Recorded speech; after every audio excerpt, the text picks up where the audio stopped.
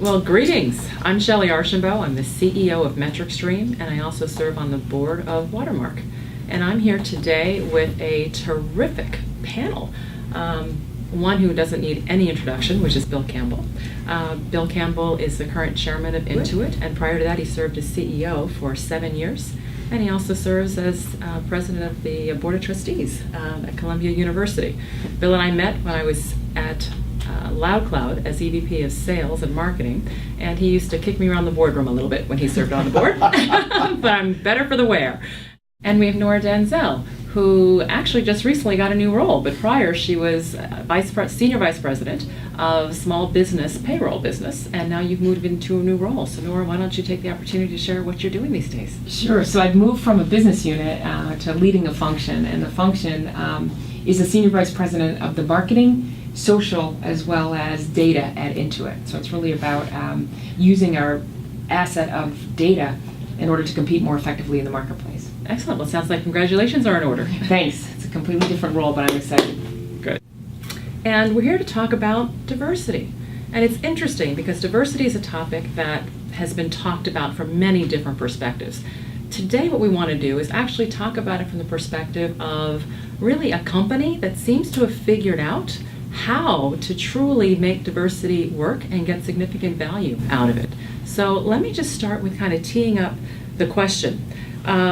Because achieving diversity in the workforce all by itself is challenging, but achieving it at the executive ranks is really, really hard.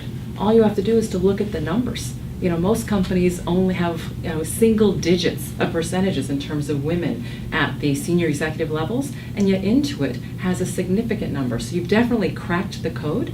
So interested on why do you think that's the case, Bill? Well, yeah, there's been, I'd say, 3 CEOs in a row that have cared a lot about that. Back in my day, when I came in here, I can remember being on a stage over at Stanford with the management team, the current management team, and I looked out into the audience and I said, our management team looks like the middle-aged men's club.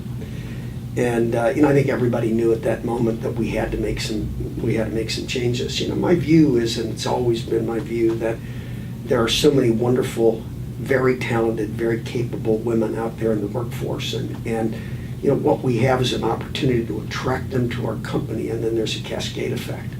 I think today even more so than in the past, with the web and websites that show executives, whether they're on the board or part of the management team. I think if a very talented young woman would look at a company and it'd be interested in it, they would look on that website, and if they see other people like themselves, then they're more likely to come. So I think, after me, Steve Bennett was able to continue that and develop it, and today Brad Smith is probably the most excellent at it of anybody in Silicon Valley, of making sure that talented women are on his management team, and he continues to promote them, and in Nora's case, move them around inside the company so they have broader experiences than just one vertical niche. And Nora, you joined Intuit, I believe, about a little over 3 years ago. You have worked at a number of technology companies in senior executive roles. You could have worked for any company. Why did you choose Intuit? And did some of the points that Bill made influence your decision? Some of the points that Bill made absolutely influenced my decision.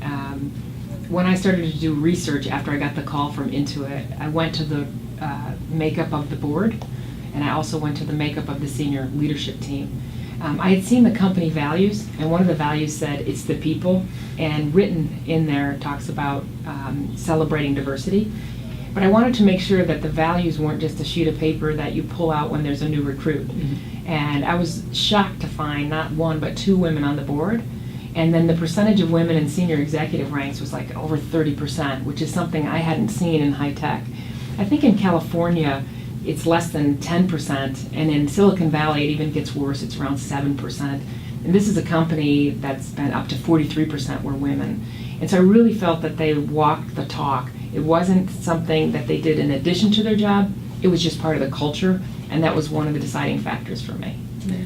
Shellye, one of the things that I would say too, and that, that I think is important, is that You know, historically, women have been put into staff roles, you know, that, and only staff roles. You know, one of the most appealing things about Nora is she came here with a technical background, an engineer, and worked as a general manager, was her first position.